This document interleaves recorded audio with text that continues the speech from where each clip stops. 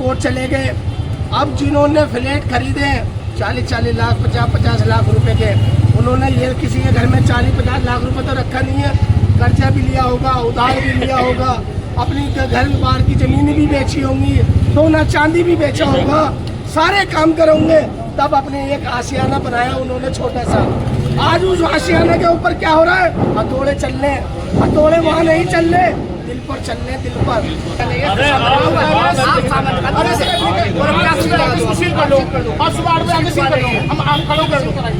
Sir 2 दिन पहले please sir मैं क्या कह रहा हूँ सर, आप एप्लीकेशन डालो सुबह कर दो। अगर आप 2 बजे आए तो जभी खाली तो जभी खाली कर देते हैं। 4 बजे बता दिया आपने नहीं बताया मुझे, नहीं बताया उनसे निकलवा देते हैं, आपने बताया नहीं इस चीज से। उन्होंने बताया कोई गरीब आदमी हम आज जोड़ा 2 दिन पहले आया, 2 दिन पहले आया ये गरीब आदमी। सर मैं बोल रहा हूँ, हम कह रहे सुबह 8 बजे आप 7 बजे आओ, हम आपको सिर्फ अपने हाथ से लगा कर गरीब आदमी कल ही आएंगे सर, कल ही मोहल्ले में पता कर लो आप इस चीज से। हमारा कोई लेन देन नहीं है, हम सिर्फ गरीब आदमी इसके लिए इसी वजह से हम रिक्वेस्ट कर रहे हैं आपसे। हेलो आदाब नमस्कार दोस्तों, मैं अभी मौजूद हूँ जाकिर नगर गली नंबर 7। जैसा कि आप जानते हैं कि लगातार ओखला में डेमोलिशन का काम जारी है। पहले मुरादी रोड पर 3 बिल्डिंगें तोड़ी गई और जिनमें से 22 फैमिलीज़ बेघर हो गई थी और कई सारे लोग और भी बिल्डिंग से बेघर हुए थे, कई दुकानें बंद कर दी गई। इसी तरह से अब ये मामला पहुंच गया है जाकिर नगर गली नंबर 7। गली नंबर 7 में आप देख सकते हैं कि अल-इस्लाम मस्जिद से आगे नुक्कड़ पर एक फ़्लैट है जिनमें 18 से 20 फैमिलीज़ तकरीबन रहती है और सबको खाली करा के ये बिल्डिंग तोड़ दी गई और दुकानें सील कर दी गई हैं और बहुत मन्नतों के बावजूद भी वो लोग नहीं माने हैं। और यहाँ देख सकते हैं ओखला की आवाम जमा हो चुकी है, काफ़ी आक्रोश है इनमें और ये लगातार जारी है और लोग डरे हुए घबराए हुए हैं कि अगला नंबर शायद उसका आ सकता है। तो इस वजह से चलिए यहाँ पर जो रहनुमा आए हुए, यहाँ पर आवाम आई हुई है, उनसे हम बातचीत करते हैं और लगातार जानने की कोशिश करते हैं कि क्या उनकी प्लानिंग है और किस तरह से ये मामला रुक सकता है और ये कौन करा रहा है, किसकी साजिश के तहत ये हो रहा है। ये सुप्रीम कोर्ट का ऑर्डर है कि यहाँ पर स्टे लगाए और लोग बता रहे हैं कि स्टे माफिया ये सब करा रही है। तो चलिए हम बात करते हैं यहाँ के रहनुमाओं से। इसके पीछे उनका मकसद है पैसे मांगना, फिरौती मांगना, एक्सटॉर्शन मनी का उनका पूरा का पूरा प्रोपेगेंडा होता है। कोर्ट को भी ये समझने की ज़रूरत है ये कौन लोग हैं जो बार बार पिटिशन डालते हैं, बार बार ये कोर्ट में आते हैं, अनऑथराइज्ड बताते हैं। अनऑथराइज्ड की अगर बात है तो वो लोग कहाँ रह रहे हैं? उनकी बिल्डिंग यहीं बराबर में, उनका घर भी यहीं है, वो कहाँ रह रहे हैं? वो डीडीए की लैंड पे नहीं रह रहे, वो भी इसी अनऑथराइज्ड में रह रहे हैं। तो ये सबूत है इस बात का। यहाँ पर जो आफ्ताब पूरा नाम जो सामने आया है उसने अपनी वाइफ के नाम से डाला है। आप देखिए उसका बैकग्राउंड क्या है। वो इस इलाके के लिए BC है, BC मतलब बैड कैरेक्टर, मतलब इस इलाके के लिए खतरा, मर्डर। उसके ऊपर संगीन धाराओं में केस चल रहे हैं। कहीं ना कहीं जब वो खुद कुछ नहीं कर सकता तो उसने अपने बीवी को एक माध्यम बनाया, उसका रास्ता बनाया। और हम ये चिल्ला कर कह रहे हैं, जो वहाँ मीटिंग रखी गई है बटला हाउस में, मुरादी रोड पे E7 में, वहाँ भी हमने ये कहा कि अभी 1 नाम नहीं, 2 नाम नहीं, 3 नहीं, ये लगातार सामने आएंगे। देखिए बर्नी पहले सामने आया, मतलूब सामने आया, आज आफ्ताब भूरा सामने आया, कल 4था, 5वां, 6ठा इसी तरह से आएगा। अगर अभी भी ओखला की आवाम नहीं जागी और नहीं साथ में खड़ी हुई तो हमाम में सब रंगे हैं, माफ़ करिए, सबके सब यहाँ अनऑथराइज्ड में रह रहे हैं। और सिर्फ ओखला ही नहीं, पूरे दिल्ली के अंदर 1797 कॉलोनी है, कहीं और तो नहीं कोई कंप्लेन कर रहा है। इन चीटरों का वहाँ इलाज हो जाता है, इनको पब्लिक भगा के मारती है। यहाँ के लोग कहीं ना कहीं अभी भी इंतज़ार कर रहे हैं कि हमारे साथ नहीं हुआ। मैं कहना चाहता हूँ, और सबसे बड़ी बात, इस इलाके के जो नुमाइंदे हैं उनको डूब मरना चाहिए जमुना में जाकर। माफ़ करिए, मैं भी जब आया स्कूटर पे तो देखा वहाँ से विधायक जी अमानतुल्लाह खान स्कूटर लेकर दूसरी तरफ जा रहे हैं, लेकिन इधर नहीं आए। माफ़ करिए, कोर्ट के ऑर्डर में ठीक है हम कुछ नहीं कर सकते, लेकिन हम यहाँ आवाम के साथ तो खड़े हैं, विक्टिम फैमिली के साथ तो खड़े हैं, जो यहाँ पे प्रभावित फैमिली है उनके साथ तो खड़े हैं। कुछ नहीं कर सकते, आवाज़ तो उठा सकते हैं। तो विधायक अमानतुल्लाह खान को शर्म आनी चाहिए, शर्म नहीं है तो डूब मरना चाहिए। जो यहाँ के पार्षद हैं उनको भी यहाँ पे मौके पे पहुँचना चाहिए था, आवाम के साथ खड़ा होना चाहिए था, पहुँचना चाहिए था, नहीं पहुँचना चाहिए था। लोग डरे हुए, काफ़ी डरे हुए हैं कि अगला नंबर किसका आ सकता है। उसके लिए ओखला की आवाम क्या कर रही है? ओखला की आवाम जागरूक होने की ज़रूरत है। हमने पहल कर दी है, यहाँ सब लोग खड़े हैं, मौके पे भाई खड़े हैं, सब लोग खड़े हैं। हमने पहल कर दी है, कोर्ट के अंदर भी हमने डाल दिया है। लीगल जो प्रोसेस है उसको भी हमने आगे बढ़ा दिया। लेकिन माफ़ करिए, ये लड़ाई 2 दिन की नहीं है, 4 दिन में नहीं जीती जाएगी। जैसे वो लोग इस लेकर आते हैं या कोर्ट ऑफ कंटेम्प्ट लगाते हैं तो कहीं ना कहीं इट विल टेक टाइम, उनको भी 2-2 साल लगते हैं, 3-3 साल लगते हैं, तब जाके वो इस स्टेज पे आकर पहुंचते हैं। तो हमें भी लड़ाई लड़ने की ज़रूरत है और पेपर के साथ लड़ने की ज़रूरत है, और सबसे ज़्यादा उस फैमिली को आगे आने की ज़रूरत है जिसके साथ ये हो रहा है। ये वकील भाई यहाँ खड़े, इनका भी फ्लैट यहाँ पर इसी फ्लोर में है, और कई लोग हैं। इस पूरी बिल्डिंग में 14 फैमिली है, 16 फैमिली है, 14 फ्लोर है, 16 फैमिली है, नीचे दुकानें हैं। क्यों नहीं मौके पे सामने आ रहे हैं? जैसे मुरादी रोड की बात है, उसमें 22 फैमिली है, वहाँ पे 2-3 लोग मौके पे सामने आ रहे हैं, बाकी लोग क्यों नहीं आ रहे? क्यों वो डर रहे हैं जब हम लोग उनके साथ खड़े हैं? हम लोग खुल के कह रहे हैं ये स्टे माफिया, ये चीटर इंशाल्लाह इस ओखला को छोड़ के भागेंगे, और जेल जब तक ये नहीं जाएंगे, जब तक हम इस लड़ाई को रोकेंगे नहीं। इसी तरह से लड़ाई लड़ते रहेंगे। सर, किन लोगों से डरे हुए ये लोग? क्यों नहीं तुरंत आके सामने आके बोलते हैं? मैं आपको बताऊं, विधायक 10 साल से बैठे हुए हैं। उन्होंने का काम क्या था कि जैसे बिल्डर अगर 1 करोड़ की ज़मीन खरीदता है, 50 लाख रुपए लगाता है, लगाने के बाद वो जब उसको 50,000 रुपये का वकील करने के बाद वो स्टे ले आते हैं, लाने के बाद उसको धमकी दी जाती है कि तेरी बिल्डिंग तुड़वा दूंगा। मगर यहाँ के बिल्डर भी कायर, कहता हूँ मैं कायर है। वो छोटे से एक चीटर माफिया के बातों में डर कर वो उससे समझौता करते हैं 10-10 लाख, 15-15 लाख, 20-20 लाख रुपए में। वो समझौता आज पूरी आवाम को नुकसान पहुँचा रहा है। वो उनके हौसले बहुत बुलंद हो चुके हैं, मगर इन बुलंद को होने नहीं देंगे। ओखला की आवाम से यही कहना चाहूँगा कि जागो। कब जागोगे? अगर अब नहीं जागे तो किसी के सर पे छत नहीं रहेगी, बच्चे अनाथ हो जाएंगे, और यहाँ के नुमाइंदे कोई देखने नहीं आएंगे। हमें आवाम को खड़ा होना होगा। यहाँ 16 फैमिली है, ये मकान कोई यहाँ किसी का कब्जा नहीं, कुछ नहीं। 20 साल 25 साल से ये पुराना बना हुआ था। पुराना बनने के बाद ये इसको यहाँ पर तोड़कर यहाँ दोबारा बनाया कि इसके अंदर जिसका प्लॉट है, जिसकी ज़मीन है, उसका भी फ्लैट है। और जैसे कमर्शियल पे बिल्डर लोग बना लेते हैं ना, 4 फ्लैट तुम ले लो, 4 में ले लो, भाई हमारा बनाते, हमारे पास पैसे नहीं है। वही काम बिल्डर ने करा। करने के बाद वो माफियाओं ने इस पर स्टे डाल दिया, स्टे डाल के कोर्ट चले गए। अब जिन्होंने फ्लैट खरीदे 40-40 लाख, 50-50 लाख रुपए के, उन्होंने ये किसी के घर में 40-50 लाख रुपए तो रखा नहीं है, कर्जा भी लिया होगा, उधार भी लिया होगा, अपनी घर बार की ज़मीन भी बेची होंगी, सोना चांदी भी बेचा होगा, सारे काम करोगे। तब अपने एक आशियाना बनाया उन्होंने छोटा सा। आज उस आशियाना के ऊपर क्या हो रहा है? हथौड़े चल रहे हैं। हथौड़े वहाँ नहीं चल रहे, दिल पर चल रहे, दिल पर। अगर ओखला की आवाम को खड़ा नहीं हुआ तो कोई बिल्डिंग, कोई घर बिना छत नहीं रह पाएगी। तो हमारी आवाम को खड़ा होना पड़ेगा। जितने चीटर माफिया हैं उनको ओखला से साफ करना पड़ेगा। ये ओखला की पंचायत बनाई है। कुछ लोग ऐसे हैं हमारे ग्रुप के अंदर भी, वो चीटरों के साथ रहते हैं, उनकी भी हमें छानबीन करनी चाहिए, उनकी भी नज़र रखनी चाहिए कौन माफिया है, कौन किसका साथ दे रहे हैं। अगर हम 4 भाई बात कोई करते हैं, तुरंत माफियाओं को खबर कैसे पहुंचती है?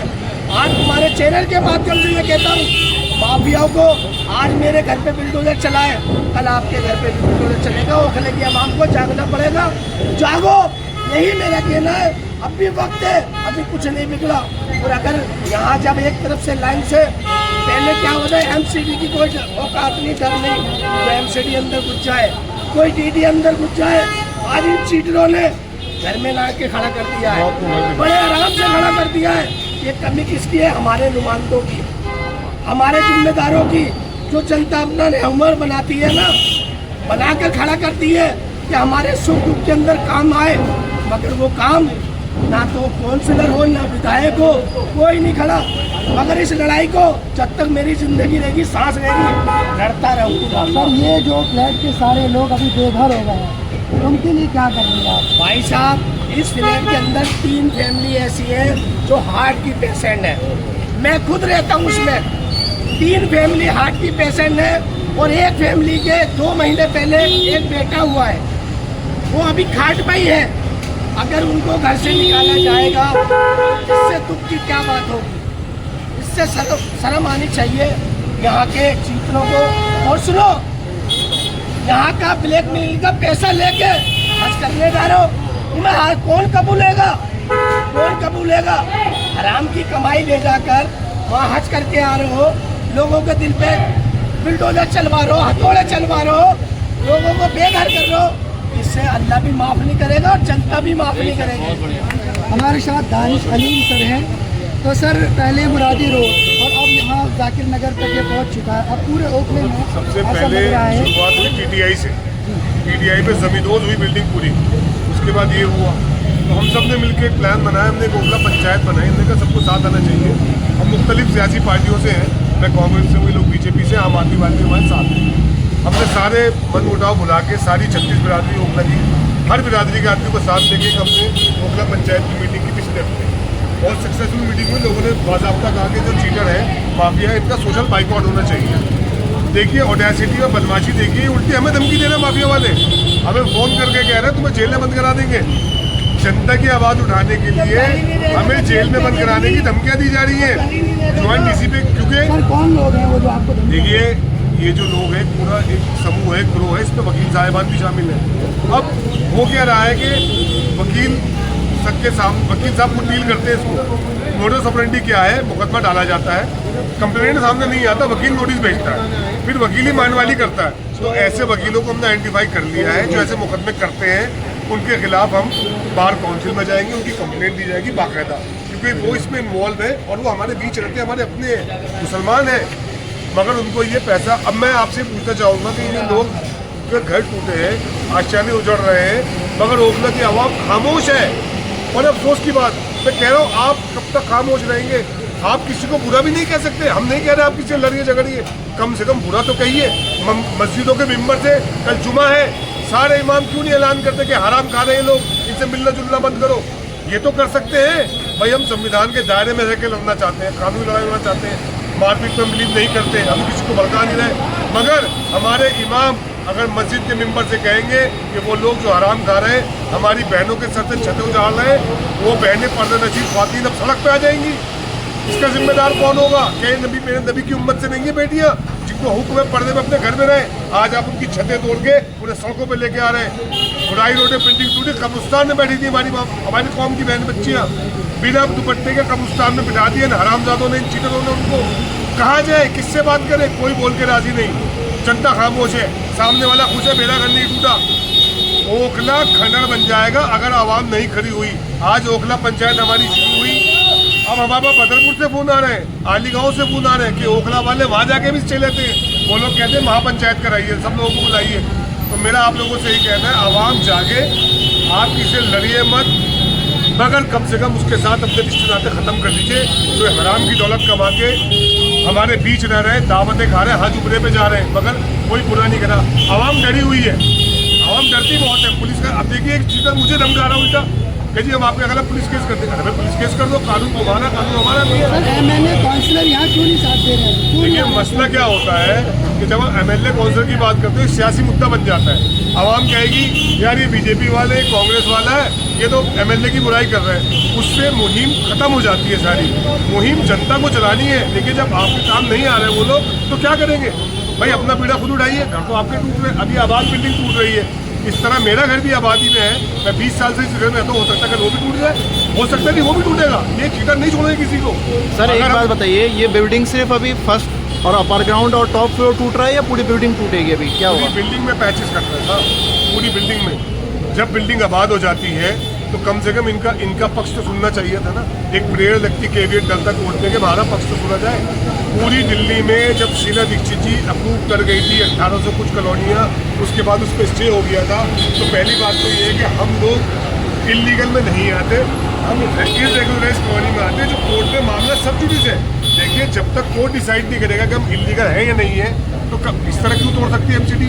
जब अर्बन डेवलपमेंट से शीला दीक्षित ने यह कहा कि इरेगुलराइज कॉलोनी में सड़क, पानी, बिजली अधिकार है इन लोगों का, ये जो 1800 कुछ कॉलोनियाँ हैं इरेगुलराइज कॉलोनियाँ, इलीगल नहीं इरेगुलराइज, और ये माफ करिएगा डीडी के लैंड नहीं है। डीडी दावा करती है, सबूत उनके पास भी नहीं है। तो फिर जब यहाँ पे बिजली पानी आप दे रहे हैं तो इलीगल कहाँ से? और एक पिटिशनर कोर्ट जाता है, कोर्ट उसकी बैकग्राउंड वेरिफिकेशन भी नहीं करता। कोई ऐसा कानून हो ना, जो आदमी चीटर है पूरी दिल्ली में ओखला वाले ही लाते हैं, ये तो बदरपुर पुरानी तक जा रहे हैं स्टे लाने के लिए। इनके वकील सामने आते हैं, पहले पूरा फ्लैट मांगते हैं, आखिर में 20 लाख रुपए लेके ये जाओ करा के निकल जाते हैं। हमने ऐसे लोगों की हमारे ओखला पंच के सब साथ ही साथ है पंचायत में, हमने लिस्ट बनाई है बाकायदा। एक साहब के 37 मुकदमे हैं और 37 उन्होंने कंप्रोमाइज़ किए हैं। वो न्यूज़ चैनल भी चलाते हैं, न्यूज़ चैनल चलाते हैं और उनका न्यूज़ चैनल क्या काम करता है, बिल्डिंग के बाहर खड़ों को रिपोर्ट बनाते हैं और न्यूज़ पर डाल देते हैं कि इलीगल बिल्डिंग बन रही है। उसके बाद जब उनसे कॉन्टेक्ट किया तो पैसे ले लेते हैं और केस खत्म हो जाता है। तो हम माननीय कोर्ट से ये भी बात रखेंगे कि ये आदमी जनाब जो 37 विधावा आपको परेशान कर रहा है, कोर्ट उसका इसने कार्रवाई क्या की? और वो पीओ भी डिक्लेयर है, पीओ प्रोक्लेम ऑफेंडर, हाँ पीओ डिक्लेयर है वो आदमी, जो फर्जी उसका है। नाम बन्नी है और वो एक यूट्यूब चैनल चलाता है जो बिल्कुल फर्जी है, जिसका काम सिर्फ और सिर्फ अनऑथराइज कंस्ट्रक्शन, जितनी भी बिल्डिंग है उसने खुद अनऑथराइज कंस्ट्रक्शन कर रखा था दिल्ली गेट कब्रिस्तान में। कब्रिस्तान। दिल्ली गेट कब्रिस्तान में उसने कब्रिस्तान की जगह कब्जे की, बाकायदा ऑफिस ऊपर बनाया, नीचे दुकानें बनाई, किराए पे चला रहा था। वो तो पुरानी दिल्ली की बेदार आवाम एक हो गई। देखिए पुरानी दिल्ली में बेदार हैं लोग, वो खड़े हो गए, उन्होंने इसके खिलाफ मुकदमे दायर किए और इसको वहाँ से भगाया निकाल के। तो कम से कम अगर ओखला की आवाम बेदार नहीं होगी तो इसी तरह घर टूटते रहेंगे। देखिए हम लोग सामाजिक कारकुन हैं, हम कब तक लड़ेंगे जब तक लोग आगे नहीं आएंगे। लोग आगे आए, प्लेटफॉर्म पे लाने के लिए आप लोग क्या करेंगे? देखिए ओखला पंचायत बन चुकी है, हमें दूसरे गांव से सपोर्ट मिल रही है। आज आली गांव से सपोर्ट मिली है, बदरपुर गांव से सपोर्ट मिली है, वहाँ भी पंचायत होने वाली है और वो हमारी पंचायत का हिस्सा बनेंगे क्योंकि वहाँ भी घर तोड़वाने ये लोग जा रहे हैं। मगर ओखला वालों को बेदार होकर बाहर तो आना पड़ेगा, जब मीटिंग रखी जाती है तो आना पड़ेगा। एक चीज आप समझिए, ये तो लोकल लोग हैं, 2-4 जो सामने आए, ऐसे भी लोग हैं जो बाहर जाफराबाद से आ रहे हैं, जो सीलमपुर से आ रहे हैं, जिन्होंने पूरा का पूरा सिंडिकेट चल रहा है, वकील उनके साथ में है, लोकल लोग यहाँ के साथ में, उनको रास्ता दिखा रहे हैं। उनके कौन से बाप दादा यहाँ पे ज़मीन छोड़ कर गए, उनकी कौन सी यहाँ पे लड़ाई है, उनकी कौन सा यहाँ पे डिस्प्यूट है, वो सीधा सीधा एकदम मिले हुए हैं पूरे के पूरे लोग। और जहाँ से ये जीपीए बनती है वहाँ से वो खसरा नंबर निकाल कर और नकली पेपर बनाते हैं। नकली पेपर बना के यहाँ किसी का प्लॉट होता है, उसमें वो अपना पैर फंसाते हैं, डिस्प्यूट डालते हैं कि इसमें मेरा 50 गज है, 100 गज है, उसके बाद कोर्ट में पहुँच जाते हैं। तो 10 तरह की चीज़ें चल रही है। ये नकली पेपर की कार्रवाई क्यों नहीं होती? नकली पेपर की कार्रवाई क्यों नहीं होती? नहीं, नकली पेपर देखिए आप, यहाँ पे कोई रजिस्ट्री तो है नहीं। जीपीए को तो खारिज कर दिया पूरे सुप्रीम कोर्ट ने, पूरे ऑल ओवर इंडिया खारिज कर दिया। जीपीए की कोई वैल्यू नहीं है, जीपीए तो सिर्फ एग्रीमेंट टू सेल है। अब सेंट्रल गवर्नमेंट भाजपा ने, अभी आपको याद होगा, नोटिफिकेशन जारी किया था सेंट्रल गवर्नमेंट ने इसको रेगुलाइज करने के लिए, जो भी भाई ने भी बताया कि कोई इन रेगुलाइज कॉलोनीज का कुछ इंटरनली जो चीज़ें चल रही हैं, जहाँ पे प्रॉपर सुविधा नहीं है, पार्क नहीं है, हॉस्पिटल नहीं है, या जो भी चीज़ें नहीं, जिस वजह से वो रजिस्ट्री नहीं हो रही है।